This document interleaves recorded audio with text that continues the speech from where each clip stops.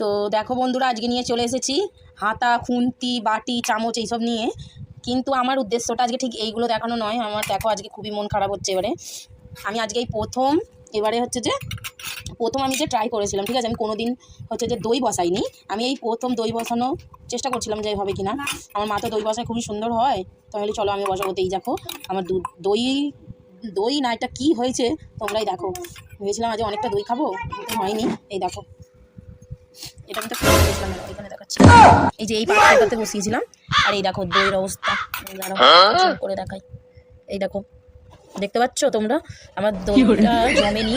কী কারণে জমেনি, কিসের জন্য কিছু বুঝতে পারছি না। এই দেখো হাতায় করে তুলছি, বুঝতে পারছো? এই দেখো এই যে এমন হয়েছে। এমন কেন হয়েছে একটু যারা জানো দই বসাতে আমাকে একটু বলো। এই দেখো বাটিতে করে ঢালছি। এই দেখো এটা কী হয়েছে কিছু বুঝতে পারছি না, আমি সত্যিই বুঝতে পারছি না।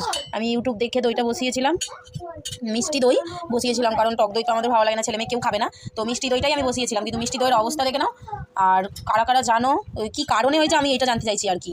জমেনি কী রিজনটা জানতে চাই, যাতে পরের বারে আমি আবার একবার চেষ্টা করব, যাতে ওই ভুলগুলো হবে না যে ভুলটা আমার এবারে হয়েছে। এই দেখো না, দইটা বেশ দেখতে তো ভালোই লাগছে, কিন্তু এটা যদি জমতো তাহলে কতই না দই হতো। এই দেখো না কী অবস্থা, দেখো দইটা এরকম করে।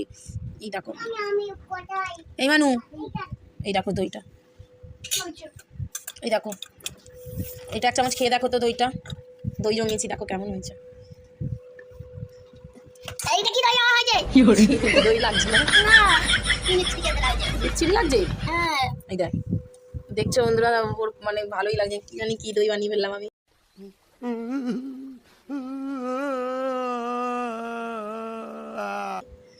এই দেখো, তাহলে তোমরা অবশ্যই কমেন্ট করে জানিও, ঠিক আছে, যে কি কারণে এই দইটা হয়নি। যারা দই জমাতে জানো তাহলে তারা একটু কমেন্টে আমাকে জানিও যে কি কারণে এটা হয়নি। আমি তো বুঝতে পারছি না কেন জমেনি। এই আবার এইটা কি আদৌ জমেছে না এটা খারাপ হয়ে গেছে সেটাও জানি না আমি। এটা যেটা খারাপ হয়ে গেছে কি, আমরা কিন্তু আবার এটাই খেয়ে নিচ্ছি, আমার শরীর টরি খারাপ হয়ে যাবে না তো।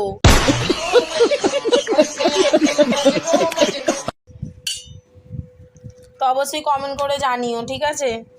টাটা।